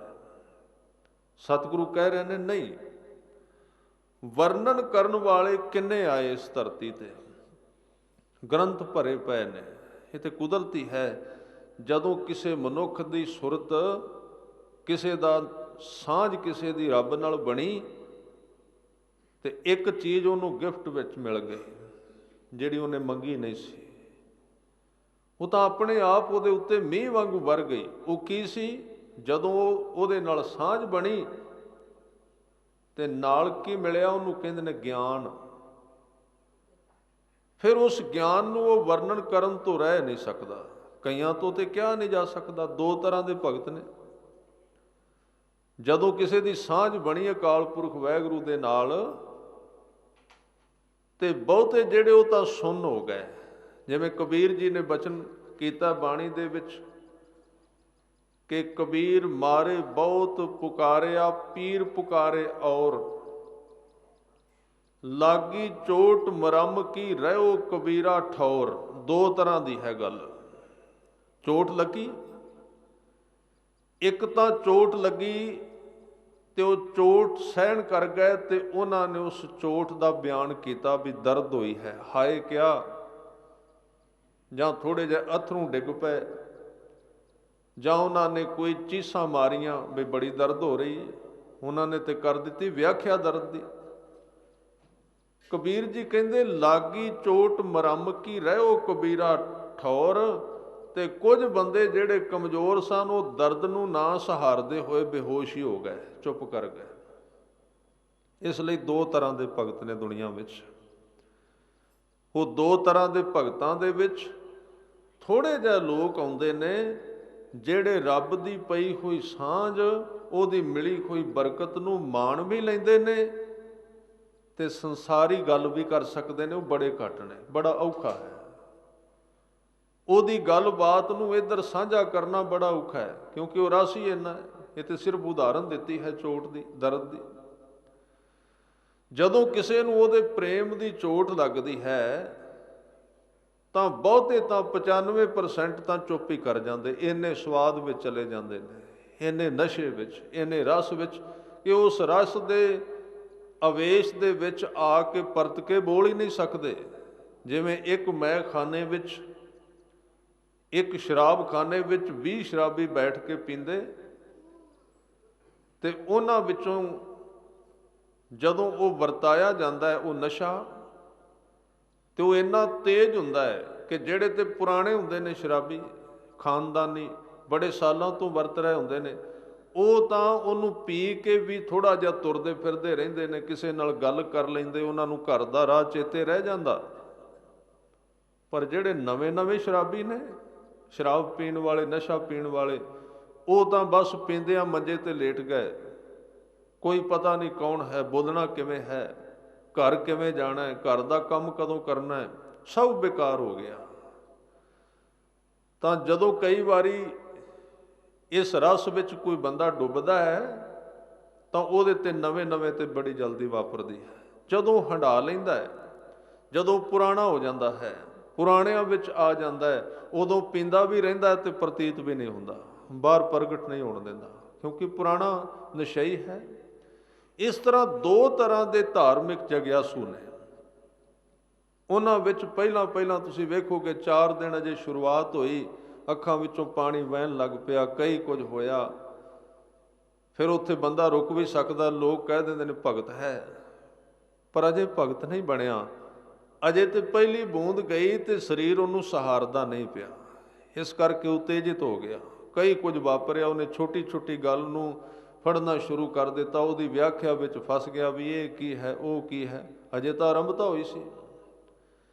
ਤਾਂ ਜਦੋਂ ਉਹਦੀ ਕੋਈ ਪ੍ਰੈਕਟਿਸ ਕਰ ਲੈਂਦਾ, ਅਭਿਆਸ ਕਰ ਲੈਂਦਾ ਹੈ, ਤਾਂ ਉਹ ਬਹੁਤ ਕੁਝ ਪੀਂਦਾ ਹੋਇਆ ਵੀ ਆਮ ਰਹਿੰਦਾ, ਪਰ ਉਹ ਬੜੇ ਘੱਟ ਨੇ, ਜ਼ਿਆਦਾਤਰ ਤਾਂ ਚੁੱਪ ਹੀ ਕਰ ਗਏ। ਇਸ ਕਰਕੇ ਕਬੀਰ ਜੀ ਨੇ ਕਿਹਾ, ਕਹੋ ਕਬੀਰ ਗੁੰਗੇ ਗੁੜ ਖਾਇਆ, ਪੁੱਛੇ ਤੋਂ ਕਿਆ ਕਹੀਐ। ਬੜੇ ਘੱਟ ਨੇ ਤੇ ਉਹ ਆਪ ਹੀ ਵਿੱਚ ਸਿਰ ਤੇ ਹੱਥ ਰੱਖਦਾ ਹੈ, ਕਿਵੇਂ ਦਾ ਕਿਸੇ ਨੂੰ ਬਣਾਉਣਾ ਹੈ, ਕਿਵੇਂ ਦਾ ਕਿਸੇ ਦੀ ਜ਼ਿੰਦਗੀ ਵਿੱਚ ਰਾਹ ਬਣਾਉਣਾ, ਉਹ ਆਦਮੀ ਕਿਵੇਂ ਦਾ ਹੈ। ਗੁਰੂ ਵੀ ਤਾਂ ਸਿੱਖ ਦੇ ਜੀਵਨ ਨਾਲ ਸੰਬੰਧਿਤ ਹੈ ਨਾ, ਖਿਆਲ ਰੱਖਣਾ, ਕਿਰਪਾ ਤੇ ਗੁਰੂ ਦੀ ਹੈ। ਪਰ ਇੱਕ ਗੱਲ ਚੇਤੇ ਰੱਖੋ, ਕਿਸੇ ਪੇਂਟਰ ਦੇ ਹੱਥ ਵਿੱਚ ਤਸਵੀਰ ਬਣਾਉਣ ਵਾਲਾ ਜਿਹੜਾ ਤਸੱਵਰ ਹੈ, ਉਹ ਜਦੋਂ ਤਸਵੀਰ ਬਣਾਉਂਦਾ ਹੈ, ਭਾਵੇਂ ਉਹਦੇ ਵਿੱਚ ਤਸਵੀਰ ਬਣਾਉਣ ਦੀ ਕਿੰਨੀ ਕਲਾ ਹੈ, ਬੜੀ ਸੋਹਣੀ ਕਲਾ ਉਹਦੇ ਵਿੱਚ ਤਸਵੀਰ ਬਣਾ ਸਕਦਾ ਹੈ, ਬੜੀ ਸੁੰਦਰ ਤਸਵੀਰ ਬਣਾ ਸਕਦਾ ਹੈ, ਪਰ ਉਹਦੀ ਕਲਾ ਕੰਮ ਕਿੱਥੇ ਕਰੇਗੀ ਜੇ ਅੱਗੇ ਕਾਗਜ਼ ਹੋਵੇਗਾ ਤੇ ਗਰਾਊਂਡ ਮਿਲੇਗੀ ਤਾਂ ਹੀ ਤਸਵੀਰ ਬਣਾਏਗਾ ਨਾ, ਗਰਾਊਂਡ ਤੇ ਚਾਹੀਦੀ ਨਾ। ਜੇ ਉਹਨੂੰ ਕਾਗਜ਼ ਹੀ ਨਾ ਮਿਲਿਆ ਤੇ ਤਸਵੀਰ ਕਾਹਦੇ ਤੇ ਬਣਾਏਗਾ। ਗੁਰੂ ਤੇ ਪੂਰਾ ਹੈ, ਗੁਰੂ ਤੇ ਕਲਾਵਾਨ ਹੈ, ਸਰਬ ਕਲਾ ਸਮਰੱਥ ਹੈ, ਤੇ ਅਸੀਂ ਕਹਿੰਦੇ ਹਾਂ ਸਾਰਾ ਕੁਝ ਗੁਰੂ ਨੇ ਕਰਨਾ। ਜਦੋਂ ਕਿਸੇ ਕੰਮ ਧਰਮ ਦੇ ਕੰਮ ਦੀ ਗੱਲ ਚੱਲਦੀ ਹੈ ਨਾ, ਉੱਥੇ ਇੱਕ ਲਫ਼ਜ਼ ਬੰਦਾ ਵਰਤਦਾ ਹੈ, ਇਹ ਕੰਮ ਤੇ ਕਹਿੰਦੇ ਗੁਰੂ ਨੇ ਕਰਨਾ ਹੈ। ਗੁਰੂ ਦਾ ਕੰਮ ਤਸਵੀਰ ਬਣਾਉਣਾ ਹੈ। ਗੁਰੂ ਦੇ ਅੰਦਰ ਇਹ ਕਲਾ ਹੈ ਜ਼ਰੂਰ, ਕਲਮ ਵੀ ਉਹਦੇ ਕੋਲ, ਦਵਾਤ ਵੀ ਉਹਦੇ ਕੋਲ, ਕਲਾ ਵੀ ਉਹਦੇ ਕੋਲ, ਹੱਥ ਵੀ ਉਹਦੇ ਨੇ। ਪਰ ਇੱਕ ਗੱਲ ਯਾਦ ਰੱਖੋ, ਜਿਸ ਕਾਗਜ਼ ਦੇ ਉੱਤੇ ਤਸਵੀਰ ਬਣਾਉਣੀ ਹੈ, ਉਹ ਕਾਗਜ਼ ਤੇ ਸਿੱਖ ਹੈ ਨਾ। ਜੇ ਸਿੱਖ ਹੀ ਨਹੀਂ ਤੇ ਗੁਰੂ ਕੰਮ ਕਿੱਥੇ ਕਰੇਗਾ, ਗਰਾਊਂਡ ਤੇ ਚਾਹੀਦੀ ਹੈ। ਇਸ ਕਰਕੇ ਇੱਕ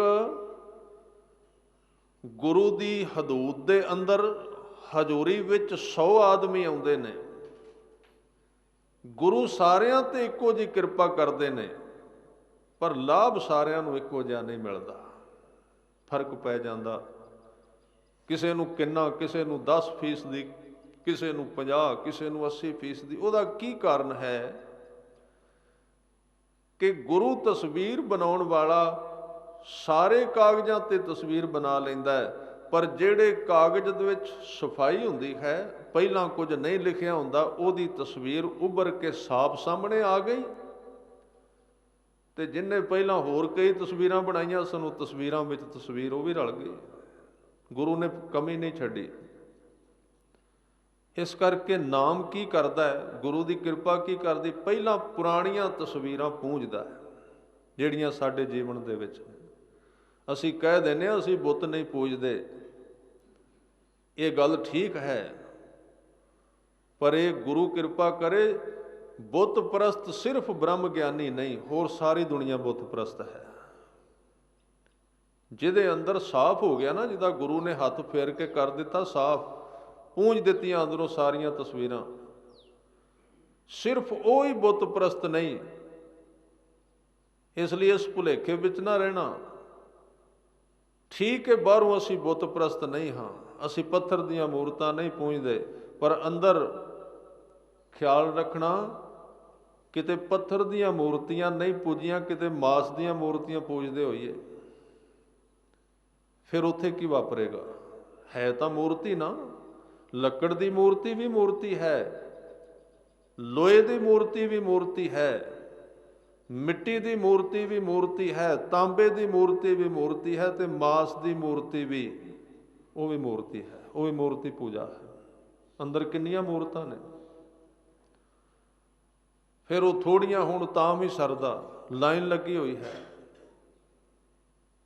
ਤਾਂ ਉੱਥੇ ਕਬੀਰ ਜੀ ਨੇ ਬਚਨ ਕੀਤੇ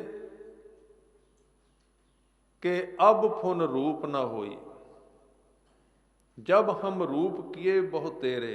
ਕਬੀਰ ਜੀ ਕਹਿੰਦੇ ਨੇ ਪਹਿਲਾਂ ਮੇਰੇ ਕੋਲ ਕਈ ਚਿਹਰੇ ਸਨ, ਕਈ ਮੂਰਤਾਂ ਸਨ, ਕਈ ਚਿਹਰੇ ਸਨ ਮੇਰੇ ਕੋਲ। ਕਦੀ ਮੈਂ ਕਿਵੇਂ ਦਾ, ਮੈਂ ਆਪਣੀ ਜੇਬ ਵਿੱਚ ਕਈ ਮੂਰਤਾਂ ਪਾ ਕੇ ਰੱਖੀਆਂ ਹੋਈਆਂ ਸਨ। ਕ੍ਰੋਧ ਦੀ, ਕਾਮ ਦੀ, ਲੋਭ ਦੀ, ਮੋਹ ਦੀ, ਹੰਕਾਰ ਦੀ, ਨਿੰਦਿਆ ਦੀ, ਦਵੈਸ਼ ਦੀ। ਜਦੋਂ ਜੀ ਕਰਦਾ ਸੀ, ਇੱਕ ਉਹਨਾਂ ਵਿੱਚ ਨਾਮ ਦੀ ਵੀ ਤਸਵੀਰ ਸੀ। ਤਾਂ ਜਦੋਂ ਧਾਰਮਿਕ ਥਾਵਾਂ ਤੇ ਆਏ ਉਦੋਂ ਨਾਮ ਵਾਲੀ ਤਸਵੀਰ ਪਾ ਲਈ, ਮਖੌਟਾ ਉੱਤੇ ਚਾੜ ਲਿਆ। ਤਾਂ ਜਦੋਂ ਦੁਕਾਨ ਤੇ ਗਏ ਇੱਕ ਝੂਠ ਵਾਲਾ ਚਿਹਰਾ ਕੱਢਿਆ ਵਿੱਚੋਂ, ਉਹ ਸਿਰ ਤੇ ਚਾੜ ਲਿਆ ਮਖੌਟਾ, ਉੱਥੇ ਉਹਦੀ ਵਰਤੋਂ ਕਰ ਲਈ। ਤਾਂ ਜਦੋਂ ਕਿਤੇ ਹੋਰ ਗਏ ਉੱਥੇ ਉਸ ਤਰ੍ਹਾਂ ਦੀ ਤਸਵੀਰ ਪਾ ਲਈ। ਇਹ ਸਾਰੀਆਂ ਮਨ ਦੀਆਂ ਜਿਹੜੀਆਂ ਆਦਤਾਂ ਨੇ, ਸਾਰੀਆਂ ਮੂਰਤੀਆਂ ਨੇ, ਤੇ ਬੰਦਾ ਇਹਨਾਂ ਨੂੰ ਪੂਜਦਾ ਰਹਿੰਦਾ। ਇਸ ਲਈ ਕਬੀਰ ਜੀ ਕਹਿੰਦੇ ਜਬ ਹਮ ਰੂਪ ਕੀਏ ਬਹੁ ਤੇਰੇ, ਪਹਿਲਾਂ ਮੇਰੇ ਬੜੇ ਰੂਪ ਸਨ। ਕਹਿੰਦੇ ਅਬ ਫੁਨ ਰੂਪ ਨਾ ਹੋਈ, ਹੁਣ ਕੋਈ ਰੂਪ ਨਹੀਂ ਰਿਹਾ, ਹੁਣ ਕਾਗਜ਼ ਖਾਲੀ ਹੋ ਗਿਆ। ਤੇ ਜਦੋਂ ਕਾਗਜ਼ ਖਾਲੀ ਹੋਇਆ, ਉਸੇ ਵਕਤ ਗੁਰੂ ਨੂੰ ਕੰਮ ਕਰਨ ਵਾਸਤੇ, ਤਸਵੀਰ ਬਣਾਉਣ ਵਾਸਤੇ ਥਾਂ ਮਿਲ ਗਈ, ਸਿੱਖ ਮਿਲ ਗਿਆ। ਇਸ ਕਰਕੇ ਇੱਕ ਤਾਂ ਇਹ ਧਾਰਨਾ ਹੈ ਵੀ ਸਿੱਖ ਗੁਰੂ ਦੀ ਖੋਜ ਕਰਦਾ ਨਹੀਂ,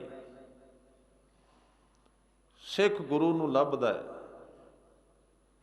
ਪਰ ਸਤਿਗੁਰੂ ਨੇ ਇੱਕ ਬਾਣੀ ਵਿੱਚ ਹੋਰ ਬਚਨ ਕਿਹਾ ਹੈ, ਉਹ ਸਿੱਖ ਨੂੰ ਲੱਭਦੇ ਫਿਰਦੇ ਨੇ। ਆਏ ਮਿਲ ਗੁਰ ਸਿੱਖ ਆਏ ਮਿਲ, ਤੂੰ ਮੇਰੇ ਗੁਰੂ ਕੇ ਪਿਆਰੇ। ਇਹ ਤਾਂ ਉਲਟ ਹੋ ਗਈ ਗੱਲ। ਗੁਰੂ ਨੇ ਸਿੱਖ ਦੀ ਖੋਜ ਕਰਨੀ ਸੀ, ਲੱਭਣਾ ਸੀ, ਕਿ ਸਿੱਖ ਨੇ ਲੱਭਣਾ ਸੀ? ਪਰ ਗੁਰੂ ਨੂੰ ਲੱਭਣਾ ਪਿਆ, ਕਿਉਂਕਿ ਸਿੱਖ ਤਾਂ ਬੜੇ, ਪਰ ਖਾਲੀ ਕਾਗਜ਼ ਵਾਲਾ ਕੋਈ ਘੱਟ ਮਿਲਦਾ ਹੈ। ਜਿਨ੍ਹਾਂ ਨੇ ਆਪਣੇ ਕਾਗਜ਼ ਤੇ ਬਹੁਤ ਕੁਝ ਲਿਖਿਆ, ਉੱਥੇ ਗੁਰੂ ਨੂੰ ਕੰਮ ਕਰਨਾ ਬਹੁਤ ਔਖਾ ਹੈ। ਇਸ ਕਰਕੇ ਇੱਕ ਬੜੀ ਸੁੰਦਰ ਕਹਾਣੀ ਹੈ। ਕਿਸੇ ਮੁਰੀਦ ਨੇ ਪੁੱਛਿਆ ਸੀ, ਆਪਣੇ ਸ਼ਾਗਿਰਦ ਤੋਂ ਪੁੱਛਿਆ ਕਿ ਰੱਬ ਦਾ ਰਸਤਾ ਕਿਵੇਂ ਦਾ ਹੈ, ਅਵਸਥਾ ਕਿਹੜੀ ਹੈ, ਮੰਜ਼ਿਲ ਕਿਹੜੀ ਹੈ। ਇਹ ਬੰਦੇ ਦੀ ਖੁਆਇਸ਼ ਹੁੰਦੀ ਹੈ, ਜਾਣਨਾ ਚਾਹੁੰਦਾ ਮੈਂ ਕਿੱਧਰ ਜਾ ਰਿਹਾ, ਕੁਦਰਤੀ ਹੈ। ਅਵਸਥਾ ਕਿਹੜੀ ਹੈ? ਉਸ ਜਗਿਆਸੂ ਨੇ ਪੁੱਛਿਆ ਆਪਣੇ ਮੁਰਸ਼ਿਦ ਨੂੰ। ਤਾਂ ਉਸਨੇ ਕਿਹਾ ਵੀ ਤੂੰ ਕਰ ਇਸ ਨੂੰ, ਜਦੋਂ ਤੂੰ ਕਰੇਗਾ ਆਪੇ ਤੇਰੇ ਸਾਹਮਣੇ ਆ ਜਾਏਗਾ ਕੀ ਹੁੰਦਾ। ਜੋ ਮੈਂ ਕਹਿਣਾ ਉਹ ਕਰੀ ਚੱਲ, ਤੈਨੂੰ ਸਮਝ ਆ ਜਾਏ। ਪਰ ਉਸਨੇ ਫਿਰ ਵੀ ਬਹੁਤ ਕਿਹਾ। ਤਾਂ ਉਸ ਮੁਰਸ਼ਿਦ ਨੇ ਆਪਣੇ ਉਸ ਪੁੱਛਣ ਵਾਲੇ ਆਏ ਹੋਏ ਜਗਿਆਸੂ ਨੂੰ ਇੱਕ ਕਾਗਜ਼ ਕੱਢ ਕੇ ਬੰਦ ਕਰ ਦਿੱਤਾ, ਲਿਫਾਫੇ ਵਿੱਚ ਪਾਇਆ, ਤੇ ਉਸ ਕਾਗਜ਼ ਤੇ ਲਿਖਿਆ ਕੁਝ ਨਹੀਂ, ਕੋਈ ਅੱਖਰ ਨਹੀਂ ਸੀ। ਲਿਫਾਫੇ ਵਿੱਚ ਪਾਇਆ, ਕਹਿਣ ਲੱਗੇ ਜਾ ਇੱਥੋਂ 10 ਮੀਲ ਤੇ ਇੱਕ ਘਰ ਹੈ, ਇੱਕ ਝੁੱਗੀ ਹੈ, ਉੱਥੇ ਮੇਰਾ ਮਿੱਤਰ ਰਹਿੰਦਾ, ਇੱਕ ਮੇਰੇ ਨਾਲ ਦਾ ਹੀ ਹੈ, ਅਸੀਂ ਇਕੱਠੇ ਰਹੇ ਹਾਂ, ਉਹਨੂੰ ਇਹ ਚਿੱਠੀ ਦੇਈਂ ਤੇ ਉਹ ਤੈਨੂੰ ਖਬਰ ਦੇ ਦੇਗਾ ਪਰਮਾਤਮਾ ਦਾ ਰਸਤਾ ਕੀ ਹੈ। ਤੇ ਜਗਿਆਸੂ ਬੜਾ ਹੈਰਾਨ ਹੋਇਆ, ਕਿਉਂਕਿ ਉਹਨੇ ਸਾਹਮਣੇ ਵੇਖਿਆ ਸੀ ਵੀ ਜਿਹੜੀ ਚਿੱਠੀ ਫੜਾਈ ਉਹਦੇ ਉੱਤੇ ਅੱਖਰ ਇੱਕ ਵੀ ਨਹੀਂ ਹੈ, ਲਿਖੇ ਕੁਝ ਨਹੀਂ। ਪਰ ਫਿਰ ਵੀ ਉਹਨੇ ਜਿਵੇਂ ਸੋਚਿਆ ਵੀ ਚਲੋ ਲੈ ਕੇ ਜਾਣਾ, ਖਾਲੀ ਚਿੱਠੀ ਪਕੜ ਲਈ, ਲਿਫਾਫਾ ਫੜਿਆ, ਲੈ ਕੇ ਤੁਰ ਪਿਆ, ਪੰਧ ਤੈਅ ਕੀਤਾ। ਅੱਗੇ 10 ਮੀਲ ਤੇ ਇੱਕ ਹੋਰ ਮਹਾਤਮਾ ਸੀ, ਸਾਧਕ ਸੀ, ਉਹ ਬੈਠਾ ਹੋਇਆ ਸੀ। ਉਹਦੇ ਸਾਹਮਣੇ ਜਾ ਕੇ ਚਿੱਠੀ ਰੱਖੀ, ਪੁੱਛਿਆ ਕਿੱਥੋਂ ਆਇਆ, ਸਾਰੀ ਦਾਸਤਾਨ ਸੁਣਾਈ, ਤੁਹਾਡਾ ਮਿੱਤਰ ਨੇ ਭੇਜਿਆ ਹੈ, ਇਹ ਚਿੱਠੀ ਭੇਜੀ ਹੈ। ਪਰ ਜਿਹੜਾ ਲੈ ਕੇ ਗਿਆ ਉਹਦੇ ਮਨ ਵਿੱਚ ਇੱਕ ਸ਼ਰਮ ਸੀ ਵੀ ਚਿੱਠੀ ਤਾਂ ਮੈਂ ਲੈ ਕੇ ਆਇਆ, ਵਿੱਚ ਲਿਖਿਆ ਕੁਝ ਵੀ ਨਹੀਂ। ਜਦੋਂ ਉਹਨੇ ਚਿੱਠੀ ਫੜਾਈ ਤੇ ਉਸ ਮਹਾਤਮਾ ਨੇ ਚਿੱਠੀ ਵਿੱਚੋਂ ਕੱਢੀ, ਉਸ ਕਾਗਜ਼ ਨੂੰ ਫੋਲਿਆ ਜਿਹਦੇ ਉੱਤੇ ਕੁਝ ਨਹੀਂ ਸੀ ਲਿਖਿਆ ਹੋਇਆ। ਤਾਂ ਜਿਸ ਵਕਤ ਉਹਨੇ ਫੋਲਿਆ ਤੇ ਉਹਨੇ ਚੰਗੀ ਤਰ੍ਹਾਂ ਖਾਲੀ ਕਾਗਜ਼ ਵੱਲ ਵੇਖਿਆ ਤੇ ਬੜਾ ਖੁਸ਼ ਹੋਇਆ। ਇੰਜ ਪ੍ਰਤੀਤ ਹੋਇਆ ਜਿਵੇਂ ਉੱਤੋਂ ਕੁਝ ਉਹਨੇ ਪੜ੍ਹਿਆ ਹੈ, ਜਿਵੇਂ ਕੋਈ ਅੱਖਰ ਪੜ੍ਹੇ ਨੇ। ਖਾਲੀ ਕਾਗਜ਼ ਨੂੰ ਵੇਖ ਕੇ ਉਹ ਹੱਸਿਆ, ਮੁਸਕਾਇਆ ਤੇ ਉਹਨੇ ਕਾਗਜ਼ ਨੂੰ ਮੱਥੇ ਨਾਲ ਲਾ ਕੇ ਆਪਣੀ ਜੇਬ ਵਿੱਚ ਪਾ ਲਿਆ। ਕਹਿਣ ਲੱਗੇ ਸੁਨੇਹਾ ਮਿਲ ਗਿਆ, ਪਤਾ ਲੱਗ ਗਿਆ। ਉਹ ਜਿਹੜਾ ਲੈ ਕੇ ਗਿਆ ਸੀ ਉਹਨੇ ਸੋਚਿਆ ਵੀ ਜਿਹਨੇ ਪਹਿਲਾਂ ਭੇਜਿਆ ਉਹ ਤੇ ਮੂਰਖ ਹੈ ਹੀ ਸੀ, ਵੀ ਚਿੱਠੀ ਭੇਜੀ ਉਹਨੇ, ਲਿਖਿਆ ਕੁਝ ਨਹੀਂ। ਉਤੋਂ ਤੇ ਨਿਰਾਸ਼ ਹੋ ਕੇ ਆਇਆ ਹੀ ਸਾਂ, ਕਿਉਂਕਿ ਲੋਕ ਆਉਂਦੇ ਨੇ ਸਿੱਖਣ ਵਾਸਤੇ ਗਿਆਨ, ਬਈ ਗੱਲਾਂ ਸਿਖਾਓ ਸਾਨੂੰ ਧਰਮ ਕੀ ਹੁੰਦਾ ਹੈ, ਗੱਲਾਂ ਸਿਖਾਓ, ਫਿਰ ਅਸੀਂ ਬਾਹਰ ਜਾ ਕੇ ਗੱਲਾਂ ਕਰੀਏ, ਸੁਣਾਈਏ। ਅਸੀਂ ਇਹ ਹੈ ਸਾਡਾ ਵਿਸ਼ਾ ਕਿ ਜਾਣਨਾ ਧਰਮ ਹੈ, ਸਮਝਣਾ, ਯਾਦ ਕਰ ਲੈਣਾ, ਸੁਣਨਾ ਤੇ ਸੁਣਾਉਣਾ।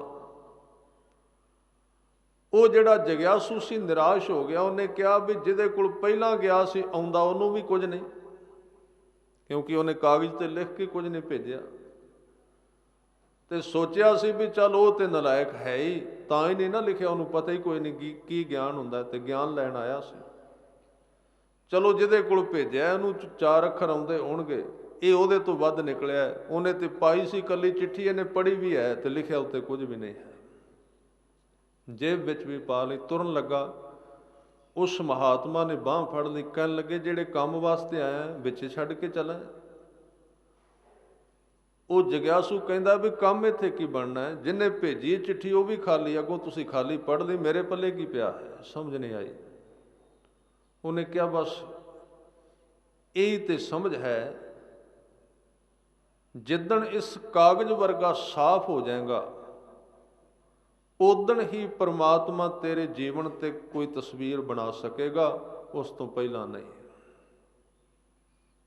ਜਿੰਨਾ ਚਿਰ ਤੇਰੇ ਅੰਦਰੋਂ ਅੱਖਰ ਨਹੀਂ ਟੁੱਟਦੇ ਗਿਆਨ ਆਪਣਾ ਬਣਾਇਆ ਹੋਇਆ। ਇਸ ਲਈ 10 ਗੁਰੂ ਸਾਹਿਬਾਨ ਨੇ ਅੱਖਰਾਂ ਦੀ ਵਰਤੋਂ ਕਿਉਂ ਕੀਤੀ ਹੈ, ਕਿ ਸ਼ਬਦ ਨਾਲ ਜੁੜ ਕਿਉਂ ਜੋੜਿਆ? ਕਿਉਂਕਿ ਇੱਕ ਕਹਾਵਤ ਹੈ, ਕਹਿੰਦੇ ਲੋਹੇ ਨੂੰ ਕੱਟਣਾ ਹੋਵੇ ਤੇ ਲੱਕੜ ਨਹੀਂ ਕੱਟਦੀ, ਲੋਹੇ ਨੂੰ ਲੋਹੇ ਕੱਟ ਸਕਦਾ, ਲੋਹੇ ਦੀ ਆਰੀ। ਇਹ ਬਾਣੀ ਦੇ ਅੱਖਰ, ਬਾਣੀ ਦੇ ਸ਼ਬਦ, ਤਾਂ ਬਾਣੀ ਦਾ ਗਿਆਨ ਸਿੱਖ ਨੂੰ ਦਿੱਤਾ ਹੈ ਗੁਰੂ ਸਾਹਿਬ ਨੇ, ਵੀ ਅੰਦਰ ਜਿਹੜੇ ਅੱਖਰ ਪਏ ਹੁੰਦੇ ਨੇ ਨਾ ਅਗਿਆਨ ਦੇ, ਹਉਮੈ ਦੇ, ਆਪਣੇ ਦੇ ਬਣਾਏ ਹੋਏ ਤਜਰਬੇ ਜਿਹੜੇ ਨੇ ਝੂਠੇ, ਉਹਨਾਂ ਨੂੰ ਬਾਹਰ ਕੱਢਣਾ ਹੈ ਤੇ ਹੋਰ ਕੋਈ ਤਰੀਕਾ ਨਹੀਂ। ਗੁਰੂ ਦੇ ਅੱਖਰ ਵਿੱਚ ਪਾਓ, ਦੂਜੇ ਨਿਕਲ ਜਾਣਗੇ। ਬਾਣੀ ਦੇ ਅੱਖਰ ਵਿੱਚ ਪਾਓ, ਉਹ ਸਮਝ ਪਾਓ ਵਿੱਚ। ਇਹ ਸਾਬਣ ਨੂੰ ਕੱਪੜੇ ਨਾਲ ਤੇ ਕੱਪੜੇ ਦਾ ਸਾਬਣ ਨਾਲ ਸੰਬੰਧ ਹੈ। ਕੱਢਣੀ ਤਾਂ ਮੈਲ ਹੈ ਵਿੱਚੋਂ, ਭਰੀਐ ਹੱਥ ਪੈਰ ਤਨ ਦੇ, ਪਾਣੀ ਧੋਤਾ ਉੱਤਰ ਸੁਖੇ ਮੂਤ ਪਲੀਤੀ, ਕੱਪੜ ਹੋਏ ਦੇ ਸਾਬੂਨ ਲਈਐ ਉਹ ਧੋਏ। ਤਾਂ ਇਹ ਜਿਹੜਾ ਸੰਬੰਧ ਹੈ, ਵਿਸ਼ਾ ਕੀ ਹੈ ਗੁਰਦੁਆਰੇ ਆਉਣ ਦਾ? ਮਨ ਦੇ ਵਿੱਚੋਂ ਮੈਲ ਕੱਢਣੀ, ਮਤ ਵਿੱਚੋਂ ਅਗਿਆਨ ਦੀ, ਹੰਕਾਰ ਦੀ। ਤੇ ਇਹ ਮੈਲ ਕੱਢਣ ਵਾਸਤੇ ਗੁਰੂ ਸਾਹਿਬ ਨੇ ਉਦਾਹਰਨ ਦਿੱਤੀ। ਕੱਪੜੇ ਵਿੱਚ ਮੈਲ ਸੀ, ਸਾਬਣ ਲਾ ਦਿੱਤਾ ਤੇ ਮੈਲ ਤਾਂ ਨਿਕਲ ਗਈ ਤੇ ਸਾਬਣ ਵਿੱਚ ਰਹਿ ਗਿਆ, ਉਹ ਹੋਰ ਬਿਮਾਰੀ ਸ਼ੁਰੂ ਹੋ ਗਈ। ਇੱਕ ਗਿਆਨ ਗਿਆ ਤੇ ਦੂਜਾ ਗਿਆਨ ਅੰਦਰ ਜੰਮ ਗਿਆ, ਉਹ ਇਕੱਠਾ ਹੋ ਗਿਆ, ਉਹਨੇ ਵੀ ਉਹੀ ਚੱਕਰ ਸ਼ੁਰੂ ਕਰ ਦਿੱਤਾ। ਇਸ ਕਰਕੇ ਗੁਰਮਤਿ ਦੀ ਕਥਾ, ਗੁਰਬਾਣੀ ਦੀ ਕਥਾ ਸੁਣਨ ਦਾ ਅਰਥ ਸੰਸਾਰਕ ਗਿਆਨ ਨਹੀਂ, ਖਿਆਲ ਰੱਖਣਾ, ਕਿਤੇ ਭੁੱਲ ਨਾ ਜਾਣਾ। ਇਹ ਠੀਕ ਹੈ, ਉਹ ਕੰਮ ਦੇ ਸਕਦਾ ਹੈ, ਪਰ ਇਹਦਾ ਅਰਥ ਬਹੁਤੇ ਗਿਆਨ ਦੀ ਪੰਡ ਸਿਰ ਤੇ ਚੁੱਕਣਾ ਨਹੀਂ। ਇਹਦਾ ਮਤਲਬ ਹੈ ਗੁਰਬਾਣੀ ਦਾ ਸਾਬਣ ਲਾਉਣਾ, ਮਨ ਦੀ ਮੈਲ ਨਿਕਲ ਜਾਏ ਤੇ ਜਿਹੜੀਆਂ ਉਦਾਹਰਨਾਂ, ਜਿਹੜੀਆਂ ਕਥਾਵਾਂ ਸੁਣੀਆਂ ਨੇ ਉਹ ਵੀ ਨਿਕਲ ਜਾਣ ਵਿੱਚੋਂ, ਵਿੱਚ ਰਹਿ ਜਾਏ ਸਿਰਫ ਇੱਕ ਦੀ ਯਾਦ, ਬਾਕੀ ਕੁਝ ਨਾ ਰਹੇ। ਨਹੀਂ ਤੇ ਇਹ ਸਾਰੀਆਂ ਕਥਾਵਾਂ ਤੁਹਾਨੂੰ ਸੁਕਾ ਦੇਣਗੀਆਂ, ਥਕਾ ਦੇਣਗੀਆਂ, ਬੋਝ ਬਣ ਜਾਣਗੀਆਂ। ਅੱਕ ਜਾਓਗੇ ਤੁਸੀਂ, ਕਿੰਨਾ ਕੁ ਸੁਣੋਗੇ, ਕਿੰਨਾ ਕੁ ਯਾਦ ਕਰੋਗੇ। ਕਿੰਨਾ ਕੁ ਸਾਂਭੋਗੇ ਅੰਦਰ, ਉਹ ਤੇ ਸਾਂਭੇ ਹੀ ਹੋਇਆ ਪਹਿਲਾਂ ਬਹੁਤ ਕੁਝ, ਪਰ ਕੀ ਕਰੀਏ, ਸਾਂਭਣ ਵਾਲਿਆਂ ਦੀ ਗਿਣਤੀ ਬੜੀ। ਉਹ ਵੀ ਕਹਿੰਦੇ ਸੁਣਾਓ ਅਸੀਂ ਯਾਦ ਰੱਖਣਾ, ਫਿਰ ਉਹ ਪਰਤ ਪਰਤ ਕੇ ਉਸੇ ਚੀਜ਼ ਨੂੰ, ਉਸ ਪੰਡ ਨੂੰ ਹੋਰ ਵੱਡਾ ਕਰਦੇ ਨੇ। ਤਾਂ ਗਿਆਨ ਦੇ ਅਰਥ ਗੱਲਾਂ ਨੂੰ ਚੇਤੇ ਰੱਖ ਕੇ ਯਾਦ ਰੱਖਣਾ ਨਹੀਂ। ਗੁਰਮਤਿ ਦੇ ਗਿਆਨ ਦਾ ਅਰਥ ਹੈ ਗੁਰੂ ਦੀ ਬਖਸ਼ਿਸ਼ ਨੂੰ ਪ੍ਰਾਪਤ ਕਰਕੇ ਅੰਦਰੋਂ ਸਾਰੇ ਬਣੇ ਹੋਏ ਝੂਠੇ ਗਿਆਨ ਨੂੰ ਤੋੜਨਾ, ਤੇ ਵਿੱਚ ਕੀ ਰਹਿ ਜਾਏ, ਇੱਕੋ ਅਰਦਾਸ ਕਿ ਗੁਰਾ ਇੱਕ ਦੇਹ ਬੁਝਾਈ, ਸਭਨਾ ਜੀਆਂ ਕਾ ਇੱਕ ਦਾਤਾ, ਸੋ ਮੈਂ ਵਿਸਰ ਨਾ ਜਾਈ। ਇਸ ਕਥਾ ਦਾ ਇੱਕੋ ਹੀ ਮਸਲਾ, ਹੋਰ ਨਾ ਕੋਈ ਸਮਝਣਾ ਜੇ ਪ੍ਰਾਪਤੀ ਕਰਨੀ ਹੈ। ਜੇ ਇਹ ਸੁਣਦਿਆਂ ਸੁਣਦਿਆਂ ਵਿੱਚੋਂ ਵਿਚਾਰ ਖਤਮ ਹੁੰਦੇ ਨੇ ਤੇ ਸੁਣਨਾ ਵੀ ਛੱਡ ਦੇਣਾ, ਕੋਈ ਗੁਰੇਜ਼ ਨਹੀਂ, ਕੋਈ ਪਾਪ ਨਹੀਂ ਹੈ। ਇੱਥੇ ਜਿੰਨਾ ਚਿਰ ਵਿਚਾਰ ਨਹੀਂ ਰੁਕਦੇ, ਮਨ ਨਹੀਂ ਰੁਕਦਾ, ਉਹਨਾਂ ਚਿਰ ਸੁਣਨਾ ਧਿਆਨ ਲਾ ਕੇ ਪੂਰਾ ਸਮਝਣ ਦਾ ਯਤਨ ਕਰਨਾ। ਪਰ ਵਿੱਚ ਵਿੱਚ ਸੁਣਦਿਆਂ ਸੁਣਦਿਆਂ ਉਹ ਵੀ ਦਸ਼ਾ ਆ ਸਕਦੀ ਜਿੱਥੇ ਬੁੱਧੀ ਤੋਂ ਪਾਰ ਬੰਦਾ ਚਲਾ ਜਾਏ, ਫਿਰ ਉੱਥੇ ਸਮਝਣ ਦੀ ਲੋੜ ਨਹੀਂ, ਇਸ ਭੁਲੇਖੇ ਵਿੱਚ ਪੈਣ ਦੀ ਲੋੜ ਨਹੀਂ ਵੀ ਕਿਤੇ ਮੈਂ ਕਥਾ ਤੋਂ ਵਾਂਝਾ ਰਹਿ ਗਿਆ। ਗੱਲ ਮਿਸ਼ਨ ਜੁੜਨਾ ਹੈ। ਆਦਮੀ ਦਾ ਮਨ ਉਹਦੇ ਚਰਨਾਂ ਨਾਲ ਕਿਵੇਂ ਜੁੜੇ, ਸਿਰਫ ਵਿਸ਼ਾ ਇੱਕੋ, ਹੋਰ ਕੋਈ ਨਹੀਂ। ਇਸ ਕਰਕੇ ਸਤਿਗੁਰੂ ਅੱਜ ਬਚਨ ਕਰਦੇ, ਕਹਿੰਦੇ ਤੂੰ ਦਿਆਲੂ ਬੜਾ ਹੈ, ਇਹ ਉਹਦਾ ਸਰੂਪ ਬਿਆਨ ਕੀਤਾ ਤੇ ਤੈਨੂੰ ਵਰਣਨ ਨਹੀਂ ਕੀਤਾ ਜਾ ਸਕਦਾ। ਗੁਰੂ ਨਾਨਕ ਸਾਹਿਬ ਸੱਚੇ ਪਾਤਸ਼ਾਹ ਨੇ ਬਚਨ ਕੀਤੇ, ਕਹਿਣ ਲੱਗੇ ਕੇਤੇ ਕਹਿ ਕਹਿ ਉੱਠ ਉੱਠ ਜਾਹੇ। ਬੜਿਆਂ ਨੇ ਤੈਨੂੰ ਕਿਹਾ ਹੈ, ਕਈਆਂ ਦੀਆਂ ਅਰਥੀਆਂ ਇੱਥੋਂ ਨਿਕਲ ਗਈਆਂ, ਕਹਿਣ ਵਾਲਿਆਂ ਦੀਆਂ ਵੀ। ਕੇਤੇ ਕਹਿ ਕਹਿ ਉੱਠ ਉੱਠ ਜਾਹੇ, ਕੇਤੇ ਮੂਰਖ ਖਾਹੀ ਖਾਏ। ਕਈ ਆਏ, ਇੱਕ ਥਾਂ ਤੇ ਕਹਿ ਦਿੱਤਾ ਵੀ ਜਿੰਨਿਆਂ ਨੇ ਪਹਿਲਾਂ ਤੇਰਾ ਵਰਣਨ ਕੀਤਾ ਇੰਨੇ ਹੋਰ ਆ ਜਾਣ। ਇਤੇ ਕੀਤੇ ਹੋਰ ਕਰੇ ਤਾਂ ਆਖ ਨਾ ਸਕੈ ਕਈ ਕੇ, ਜੇਵੜ ਭਾਵੈ ਤੇਵੜ ਹੋਵੇ। ਇਹਦੇ ਅਰਥ ਬਣਦੇ ਨੇ ਵੀ ਉਹ ਜਿੰਨਾ ਚਾਹਵੇ ਓਨਾ ਵੱਡਾ ਹੋ ਜਾਂਦਾ ਹੈ। ਜਿੰਨਾ ਉਹਦੀ ਲੋੜ ਹੋਵੇ ਨਾ, ਹੈ ਤਾਂ ਵੱਡਾ ਹੀ। ਜੇਵੜ ਭਾਵੈ, ਜਿੰਨਾ ਉਹ ਚਾਹੇ ਓਨਾ ਵੱਡਾ ਹੋ ਜਾਂਦਾ ਹੈ। ਅਸਲ ਵਿੱਚ ਉਹ ਤਾਂ ਜਿੱਡਾ ਹੈ ਓਨਾ ਹੈ ਹੀ। ਜਦੋਂ ਕੋਈ ਉਹਦੀ ਖੋਜ ਕਰਦਾ ਹੈ ਨਾ, ਉਹਦੇ ਨਾਲ ਜੁੜਦਾ ਹੈ, ਉਹ ਜਿੰਨਾ ਜਿੰਨਾ ਅੱਗੇ ਵੱਧਦਾ ਉਹ ਹੋਰ ਵੇਖੀ ਜਾਂਦਾ। ਉਹ ਕਹਿੰਦਾ ਇਹ ਤਾਂ ਹੋਰ ਵੀ ਅੱਗੇ ਹੈ, ਹੋਰ ਮਹਾਨ ਹੈ, ਵਰਣਨ ਤੋਂ ਰਹਿਤ ਹੈ। ਇਸ ਕਰਕੇ ਕਹਿੰਦੇ ਨਮਸਤੰਗ ਆਬਰਨੇ, ਵਰਨ ਕਹਿੰਦੇ ਨੇ ਅੱਖਰਾਂ ਨੂੰ। ਦੋ ਤਰ੍ਹਾਂ ਦੀ ਭਾਸ਼ਾ, ਜਿਹਨੂੰ ਆਪਾਂ ਕਹਿੰਦੇ ਨਾ ਵਰਨਮਾਲਾ। ਤੁਸੀਂ ਇੱਕ ਪੰਜਾਬੀ ਦਾ ਕਾਇਦਾ ਦੇਖੋਗੇ, ਉਹਦੇ ਉੱਤੇ ਲਿਖਿਆ ਪੰਜਾਬੀ ਵਰਨਮਾਲਾ। ਉਹ ਜਿਹੜੇ ਅੱਖਰ ਨੇ ਉਹਨੂੰ ਕਹਿੰਦੇ ਨੇ ਵਰਨ ਭਾਸ਼ਾ, ਵਰਨਮਾਲਾ। ਉਹਨੂੰ ਕਹਿੰਦੇ ਨੇ ਵਰਨ ਆਤਮਕ ਸ਼ਬਦ, ਜਿਹੜੇ ਅੱਖਰ ਦੇ ਸਰੂਪ ਨੇ। ਜਿਨ੍ਹਾਂ ਨੇ ਵਰਨ ਆਤਮਕ ਸ਼ਬਦਾਂ ਨੂੰ ਜਪਿਆ ਹੈ, ਸਮਝਿਆ ਹੈ, ਪਿਆਰ ਕੀਤਾ ਹੈ, ਇੱਕ ਦਿਨ ਉਹ ਫਿਰ ਐਸੇ ਅੱਖਰ ਨਾਲ ਜੁੜ ਜਾਂਦੇ ਜਿਹੜਾ ਅਮਰ ਨੇ, ਜਿਹੜਾ ਵਰਨ ਤੋਂ ਅੱਗੇ ਹੈ, ਜਿਹੜਾ ਦਿਸਣ ਵਾਲੇ ਅੱਖਰਾਂ ਤੋਂ ਅੱਗੇ ਹੈ, ਜਿਹੜਾ ਪਿਆਰ ਸਰੂਪ ਹੈ, ਜਿਹੜਾ ਰਸ ਰੂਪ ਹੈ ਤੇ ਧੁਨੀ ਸਰੂਪ ਹੈ, ਉਹਨੂੰ ਪ੍ਰਾਪਤ ਕਰ ਲੈਂਦੇ ਨੇ। ਸਤਿਗੁਰੂ ਦੋਵਾਂ ਨੂੰ ਨਮਸਕਾਰ ਕਰਦੇ, ਕਹਿਣ ਲੱਗੇ ਨਮਸਤੰਗ ਆਬਰਨੇ, ਨਮਸਤੰਗ ਆਮਰਨੇ।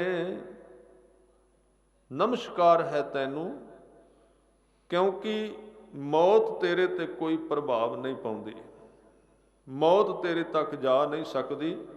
ਹਜ਼ੂਰ ਕਹਿੰਦੇ ਨਮਸਤੰ ਜਰਾਰੰ, ਨਮਸਤੰ ਕਿਰਤਾਰੰ। ਜਰਾਰੰ, ਜਰ ਕਹਿੰਦੇ ਬੁਢਾਪੇ ਨੂੰ, ਰਾਰੰ ਤੇਰੇ ਤੇ ਬੁਢਾਪਾ ਨਹੀਂ ਆਉਂਦਾ, ਤੂੰ ਬੁੱਢਾ ਨਹੀਂ ਹੁੰਦਾ,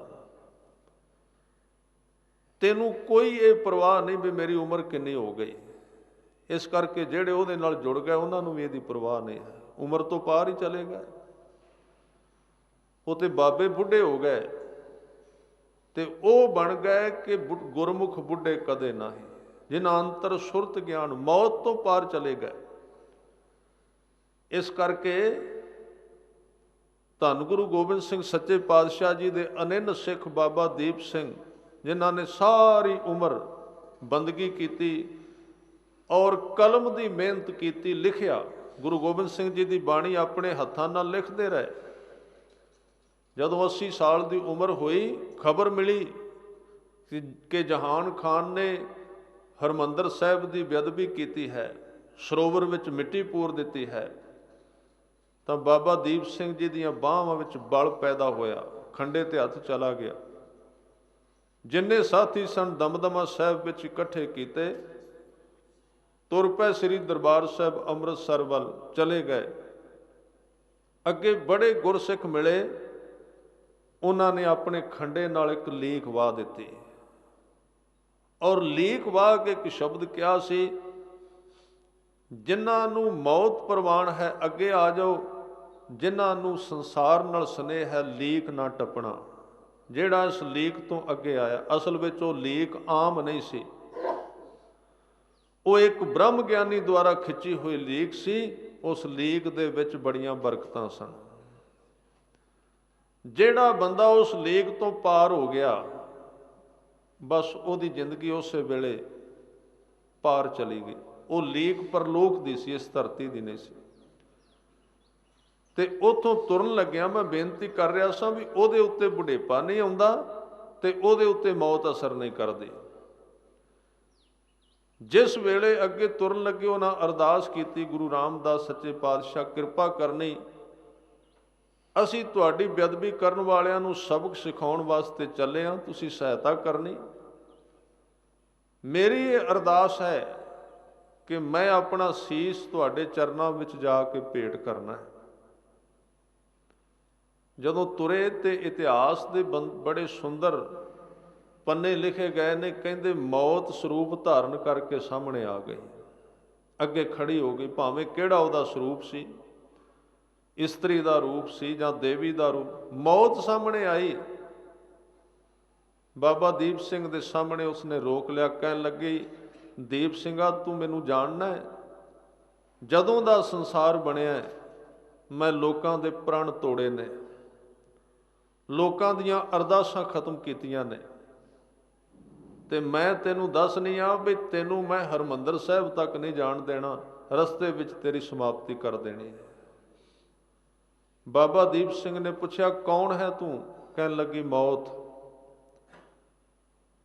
ਤੇ ਉੱਥੇ ਬਾਬਾ ਦੀਪ ਸਿੰਘ ਦੇ ਬਚਨ ਸਨ, ਤੇਰਾ ਵੀ ਗਿਆਨ ਠੀਕ ਹੈ, ਕਿਉਂਕਿ ਤੂੰ ਇਸੇ ਤਰ੍ਹਾਂ ਕੀਤਾ ਅੱਜ ਤੱਕ, ਪਰ ਹੁਣ ਤੂੰ ਮੇਰੀ ਗੱਲ ਨੂੰ ਵੀ ਧਿਆਨ ਨਾਲ ਸੁਣ ਲੈ। ਜਿਸ ਗਲੇ ਨੂੰ ਤੂੰ ਕੱਟਣ ਦਾ ਯਤਨ ਕਰੇਂਗੀ ਉਹ ਗਲਾ ਆਮ ਨਹੀਂ, ਉਸ ਗਲੇ ਵਿੱਚੋਂ ਗੁਰੂ ਗੋਬਿੰਦ ਸਿੰਘ ਜੀ ਦੇ ਹੱਥਾਂ ਦਾ ਬਣਿਆ ਹੋਇਆ ਅੰਮ੍ਰਿਤ ਲੰਘਿਆ ਹੋਇਆ ਹੈ, ਉਹਦੇ ਤੇ ਤੇਰਾ ਵਸ ਨਹੀਂ ਹੈ।